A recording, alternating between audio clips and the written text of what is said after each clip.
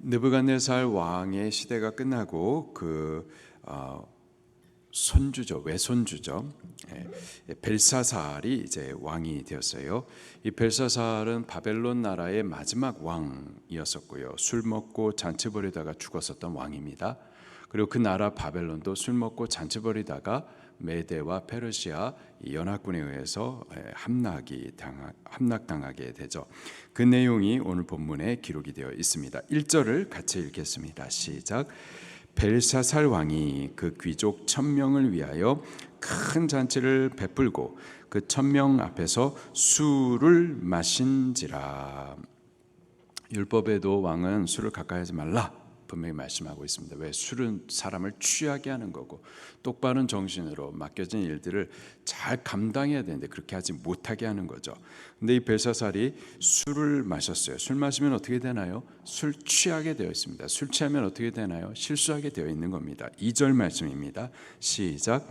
벨사살이 술을 마실 때 명하여 그 붙인 느부갓네살이 예루살렘 성전에서 탈취하여 온 금, 은 그릇을 가져오라 명하였으니 이는 왕과 귀족들과 왕후들과 후궁들이 다 그것으로 마시려 함이었더라. 여기 술을 마실 때에 명했다. 술을 마실 때 명했다. 정확한 해석은 술에 취한 상태, 흥분한 상태가 되어서 명령했다라는 뜻이에요. 술 취해가지고 정신 차리지 못하고 흥분되어가지고 그래서 부당하게 명령을 한 거죠. 그 명령의 내용이 뭔가 보니까는 그 붙인 느부갓네살이 예루살렘 성전에서 탈취하여 온 성전 기명들, 금그릇, 은그릇들 그것을 가져와 가지고 연락을 취하고 방탕하고 술 마시는데 사용하고자 명령을 했었던 거죠. 그것으로 마셨어요. 그리고 4절에 보니까 금은 그리 쇠나무 돌로 만든 신들을 찬양하는 일들을 했었습니다. 이 일들이 제가 몰라서 한 것이 아니었고요. 22절, 23절에 보니까는 다 알면서 행했었던 일이었습니다. 다 알면서 하나님께 속한 거룩한 기명들, 그것을 술 취하고 방탕을 더럽히는 일에 사용을 했었던 거죠. 자, 그때의 5절 말씀입니다. 시작. 그때에 사람의 손가락들이 나타나서 왕궁 촛대 맞은편 석회벽에 글자를 쓰는데 왕이 그 글자 쓰는 손가락을 본지라. 그때에 술 처 마시고 방탕하고 그리고 하나님의 거룩하게 구별된 그 기명들 그것을 더럽히고 또 하나님이 아닌 거짓되고 헛된 우상을 찬양하는 바로 그때 하나님 앞에 온갖 이 가증한 죄악을 범하는 바로 그때 사람의 손가락들이 나타나서 왕궁 촛대 맞은편 석회벽, 왕궁 촛대가 비춰지는 그 맞은편 석회벽. 그래서 지금 이 왕이 보았었던 것이 그냥 얼떨결에 본 것이 아니라 아주 분명하게 보았었던 거죠.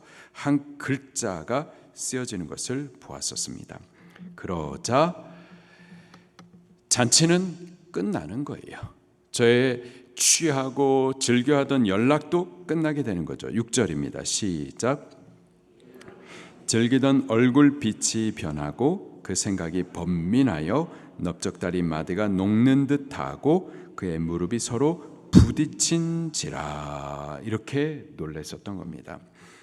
자, 그러자 그의 왕비가 이제 다니엘에 대해서 소개를 해주고 이 다니엘을 통하여서 그 손가락에 쓰여졌던 글자를 읽어주고 해석해 달라라고 부탁을 하게 됩니다. 자, 다니엘이 부름을 받아가지고 그 글자가 뭐라고 써 있는 건지 그 해석은 무엇인지 말하기 전에 이 벨사살 왕에 대하여서 책망합니다. 먼저 같이 보겠습니다. 18절 말씀입니다. 시작. 왕이여 지극히 높으신 하나님이 왕에 붙인 느부갓네살에게 나라와 큰 권세와 영광과 위엄을 주셨고 그에게 큰 권세를 주셨으므로 백성들과 나라들과 언어가 다른 모든 사람들이 그 앞에서 떨며 두려워하였으며 그는 임의로 죽이며 임의로 살리며 임의로 높이며 임의로 낮추었더니 그가 마음이 높아지며 뜻이 완악하여 교만을 행함으로 그의 왕위가 폐함받으며 그의 영광을 빼앗기고. 자, 이 느부갓네살 왕은 왕들 중에 왕이었었습니다. 그 나라도 위대한 나라였었어요. 근데 그 모든 권세, 영광, 위엄, 그것을 누구에게 주셨다고요? 지극히 높으신 여호와 하나님께서 느부갓네살에게 주셨던 거예요. 느부갓네살 스스로 잘나가지고 얻은 것이 아니라 하나님께서 그에게 주셨던 거죠. 근데 그가 권세와 영광과 위엄이 높아지자 스스로 취한 줄 알고 교만해졌었다. 그러다가 하나님께서 그를 폐위시켰다라는 말씀을 하세요. 폐위시킬 뿐만 아니라 21절부터 또 보니까는 짐승이 되죠. 이성을 빼앗겨버리고 미쳐버립니다. 자, 그렇게 되어졌다가 지극히 높으신 하나님이 사람 나라를 다스리시며 자기 뜻대로 누구든지 자리를 세우시는 줄을 알기에 이르렀나이다. 결국 느부갓네살이 이 하나님을 깨닫게 되었다라는 사실을 이제 말해 주는 거예요. 그러면서 책망합니다. 22절 23절 시작. 벨사살이여, 왕은 그의 아들이 되어서 이것을 다 알고도 아직도 마음을 낮추지 아니하고 도리어 자신을 하늘의 주제보다 높이며 그의 성전 그릇을 왕 앞으로 가져다가 왕과 귀족들과 왕후들과 후궁들이 다 그것으로 술을 마시고 왕이 또 보지도 듣지도 알지도 못하는 금, 은, 구리, 쇠와 나무, 돌로 만든 신상들을 찬양하고 도리어 왕의 호흡을 주장하시고 왕의 모든 길을 작정하시는 하나님께는 영광을 돌리지 아니한지라. 22절에 다니엘이 분명히 말하기를 왕은 이것을 다 알고도 마음을 낮추지 아니하였다. 알면서도 하나님을 만홀히 여겼었던 거죠.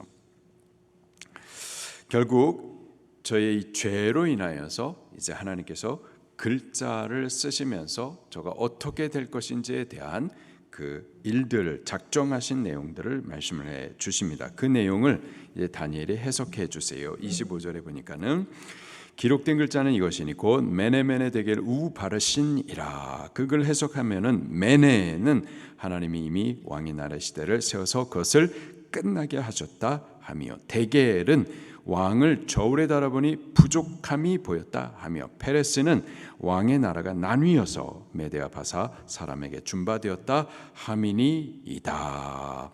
이렇게 해석해 준 이후에 30절에 보니까 그날 밤에 이 벨사살 왕이 죽임을 당합니다. 그리고 31절에 메데 사람 다리오가 나라를 얻었는데 그때 다리오는 62세였더라. 이렇게 술 먹고 잔취하고 있다가 페르시아 메데 연합군이 총칼 들고 와가지고는 칼 한 번 휘둘리지 아니하고 여기 바벨론 나라를 갖다 접수해 버립니다. 그렇게 술 먹고 취하여 놀고 있다가 나라가 망하고 그는 죽게 되어졌었죠. 여기 벨사살 왕은요, 바벨론 나라 마지막 왕인데 이 벨사살 왕은 세상 끝날에 사람들을 대표한다라고 볼 수가 있습니다. 마지막 날에 사람들은 다 술 먹고 취하고 방탕하고 하나님을 만홀히 여기며 또 하나님의 거룩하심을 일부러 더럽히는 일들을 행하죠. 그리고 우상 만들어 섬기고, 그리고 참이신 살아계신 유일하신 하나님 그분을 멸시하는 일들을 합니다. 여기 벨사살 왕이 그렇게 술 취해 있을 그때에 한 손가락이 글자를 썼었을 때 벨사살 왕이 그 즐기던 얼굴빛이 변하고 또 번민하고 마음이 녹아지고 다리가 부딪히기까지 떨었었던 것처럼 마지막 때에 이렇게 하나님 만홀히 여기며 술 취하고 방탕한 모든 사람들, 그들 앞에 세상 연락이 끊어지고 하나님의 심판 앞에 두렵게 서게 되는 날이 반드시 오게 될 줄로 믿습니다. 우리는 그것을 아셔야 돼요. 알고 두려워하셔야만 합니다. 이 벨사살 왕 앞에 써졌었던 글자 메네메네 데겔 우 바르신 이 글자 가운데서 데겔이라는 단어의 뜻을 해석해 주는데요. 왕을 저울에 달아보았다. 저울에 달아보았는데 부족함이 보였다. 이렇게 해석을 해주고 있습니다. 왕을 저울에 달아보았다. 누가 저울에 달아보셨던 건가요? 여호와 하나님께서 왕을 저울에 달아보신 거예요. 마찬가지로요, 여호와 하나님 그분은요, 각 사람을 저울에 달아보시는 분이십니다. 예수님께서도 달란트 비유를 말씀하시죠. 각 사람에게 하나님께서 달란트를 맡기신다고요. 모든 사람들은 맡겨주신 달란트가 있어요. 우리의 인생들, 우리가 태어난 게 그냥 태어난 거 아니죠. 하나님께서 생명을 주셔서 우리가 태어난 거고, 우리에게 있는 시간, 물질, 재능, 또 지위, 지식, 권력, 명예, 또 우리에게 있는 가족, 우리 교회, 사명, 각각의 분량을 따라서 하나님께서 5달란트, 2달란트, 1달란트 이렇게 달란트들을 맡기신다고요. 나는 아무것도 없는데 그렇지 않아요. 차이는 있지만 안 맡기신 사람은 한 사람도 없습니다. 다 하나님 앞에 맡김받은 것이 있어요. 하나님께서 맡기신기만 하는 것이 아니죠. 맡기신 그것에 대해서요, 다시 오셔서 결산도 하십니다. 각각 얼마를 남겼는지 저울에 달아 보신다고요. 하나님께서 우리에게 인생을 맡기셨는데 이 인생 우리가 왜 사는 걸까요? 술 취하고 방탕하고 세상 연락 즐기기 위해서 하나님께서 우리에게 생명을 주신 것 아니죠. 우리에게 주신 이 생명을 하나님의 뜻을 위해서 어떻게 살았는지 저울에 달아보신다.